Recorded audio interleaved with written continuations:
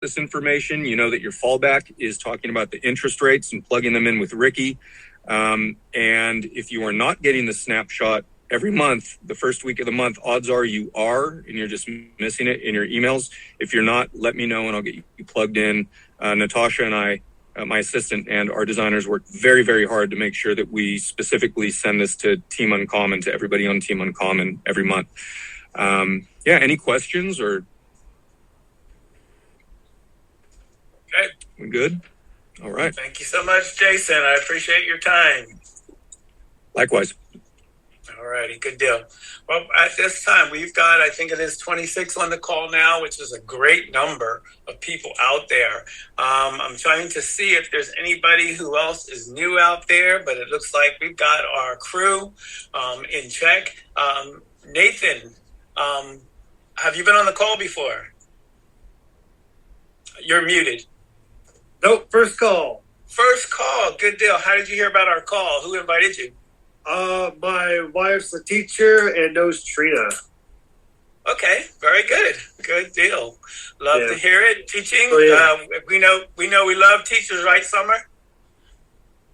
That's it. That was my previous career, and I still hang on to it, and am doing it now with the real estate game. So I really appreciate that. What your wife is doing is service. Teachers don't get enough credit. I can tell you that. But thank you for being on the call. Are you a realtor at this time? Nope. Literally, it's been on our list for a while to do, and this was just the perfect timing. So just everything fell in our lap perfectly. Excellent. You know, I hear that a lot. Perfect timing. And you know what? Timing is everything.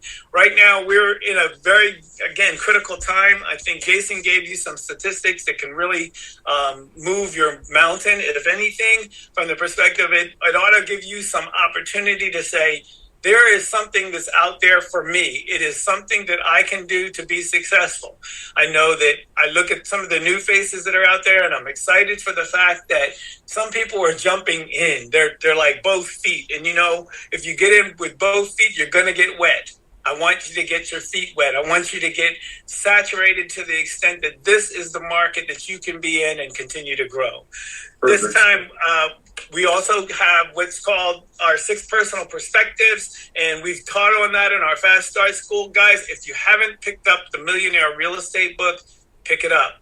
It's something that is a great guidebook that is still used today. There is a new updated copy, was first printed, I believe, in 2000, and there's a new updated copy that's coming out now. But this is some solid information that, guys, you can use. Also, we look at other tools that are on the KW website. Command, get into it, get your databases up and running. And guys, I can tell you that you won't be sorry. There are so many tools on there that are going to help you be successful. That's going to be something that I'm really looking forward to, and making sure that we're putting ourselves in a very positive position. This time, I want to go ahead and introduce it to some and bring to others Mr. Ricky Camus, the man who works harder than any other person I know. Ricky, take it away. You know, I don't know about all that, man. You guys outwork me. Or actually, you know, I'm always chasing you. You know, I look at you and I'm like, God dang, I need to work harder. Between you and Charles, man, I don't know if you guys sleep at 20 minutes a night, but it's definitely respectable. And then I wanted to shout out Mr. Rob, new on the call, new to me anyway. And, you know, being a police officer, he said 27 years. And 27 years ago, December, January timeframe, I was actually starting the police academy for Phoenix. Went all the way through the process, was going to start the academy. And then I was just making a lot of money in sales, and I was like, God dang, I'm going to go out there and make $19 an hour, and I just couldn't do it. Ended up in the mortgage business. How do you go from that to the mortgage? I don't even know. But Rob, you're the man. I got a lot of friends that are on the police department in every city in Arizona, so much respect to you. Okay, I got a couple of things that I wrote down here I want to go over with you guys that I think are going to help you moving forward with people that are what we call fence sitters, right? The ones like, I'm not sure who just mentioned, I think Jason mentioned it, that they're, you know, waiting for, you know, the market to crash and all this other fun stuff. Well, if you look at any index, pick one, pick an index, they're all gaining appreciation. So I'm going to talk about CoreLogic because that's the most popular for housing. CoreLogic released their home price index this week and is showing home prices rose 1.3% in October. Okay, so in 1 month, 1.3% and 18% year over year. So do the math on that. You have a $300,000 house, you made $60,000 on that house, which is a 45-year high. 45-year high. Okay? The pace of appreciation, as expected, appeared to have reached a maximum over the year, on a year-over-year basis. But we're still seeing monthly gains every month. And it's the reason is because of demand, right? The demand is really, really high because the buying demographic for first-time home buyers is really high. And now that the home price, the conforming loan limits and FHA loan limits changed and actually moved up, a lot of those buyers are now entering the market as a result of that. I personally had 4 or 5 in the last 7-8 days that were able to enter the market because of the loan limit. Just the loan limit going up $70,000 on FHA is a game changer, guys. So if we take a look at actual CoreLogic, they miss the mark pretty much every time they always are so low and then come back and say, oh, well, yeah, didn't see that. So the top. So we all know Zillow, right? We all know Redfin. We know Goldman Sachs. Y'all heard of Goldman Sachs, one of the largest investment firms on the planet. Goldman Sachs expects 16% in 2022. 16%. Zillow anticipates 14%, and Fannie Mae is predicting 7.5%. We think we're going to see upper high single digits, so between 8 and 9% in 2022. Not a negative number like all these clowns are calling out on the news. They have no idea what they're looking at. Now, so CoreLogic also ran a consumer survey, okay? And it shows that over half of the respondents across every age group said that owning a home is their number one goal. Arizona, where I'm sure most of you live, there's 600,000 renters.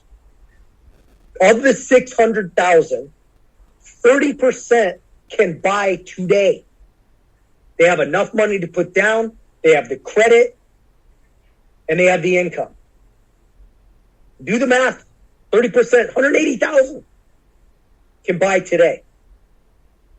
And let's say half of those, so if half the respondents say that owning a home is their number one goal, that's 90,000. How are we going to see a negative number? How are we going to see prices drop when there's 90,000 people out there that want to buy a house that are renting? And last I checked, we didn't have that many on the market. We don't have 90,000 homes on the market.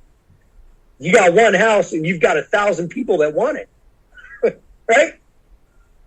You know what the top metro area is? Anyone want to guess? One guess. I'll give you one guess. Unmute yourself. Tell me what you think. Gilbert. Phoenix Metro. Phoenix Metro. Okay. Number 2 is San Diego. Number 3 is Las Vegas.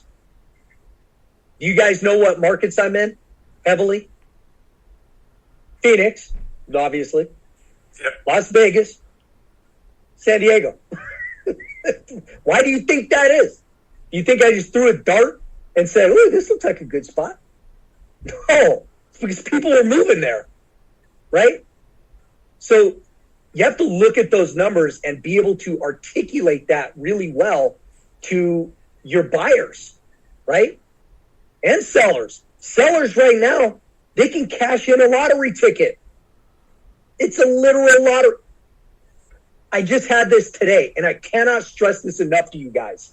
You've got to get out and have conversations. This is in Oceanside, California. We bought the house. AmeriFirst bought the house. It's for one of my clients. We paid cash for the house. $1.3 million. In November, we bought the house. Dude, his name's Tim, went and bought another house, paid $1.4 million. We did the loan on that house, and then we bought his house, $1.3 million.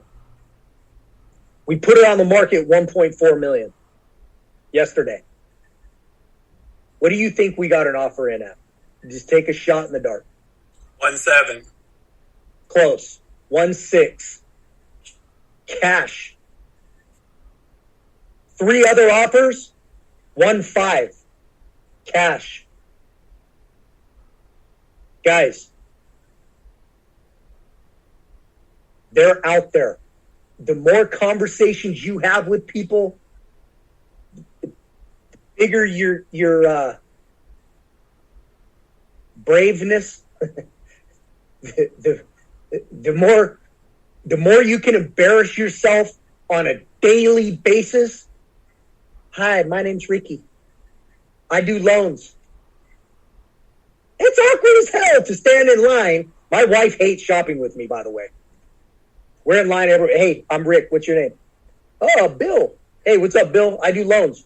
You looking for, you need to sell a house? You looking to buy a house? Pick up an investment? We own investment properties. What do you got going on? How you creating generational wealth, brother?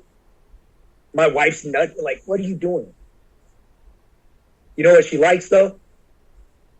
Kenneth? She likes her Range Rover, doesn't she? Oh, yeah. You know what I'm saying? She likes that.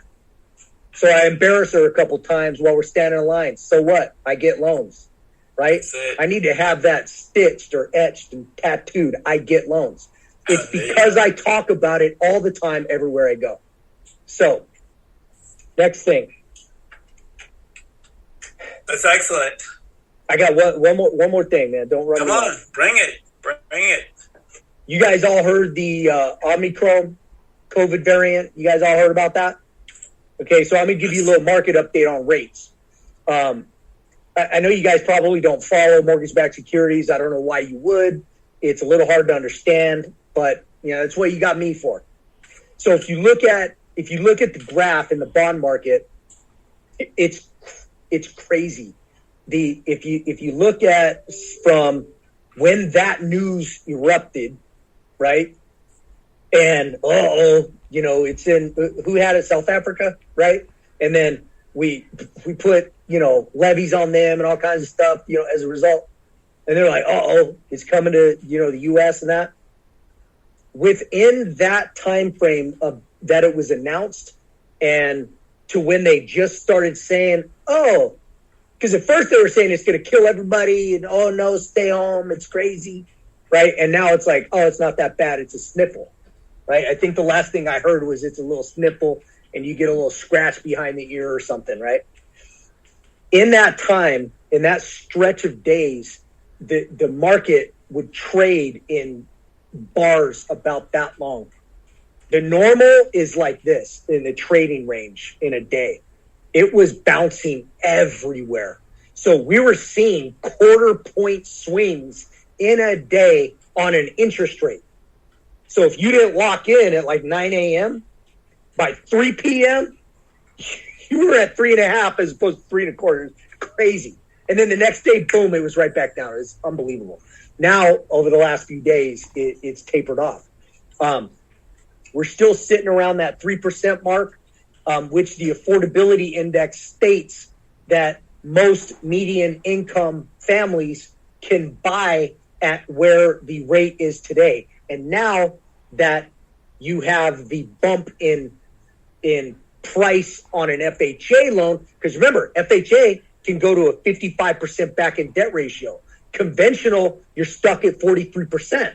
So even if they have a 780 FICO, maybe their median income has them stuck right around that 300, 320 level. But then, boom, you move it over to FHA, and they go to 54%. Now you're at like 410, 415 as a result of the rate. these are the things that you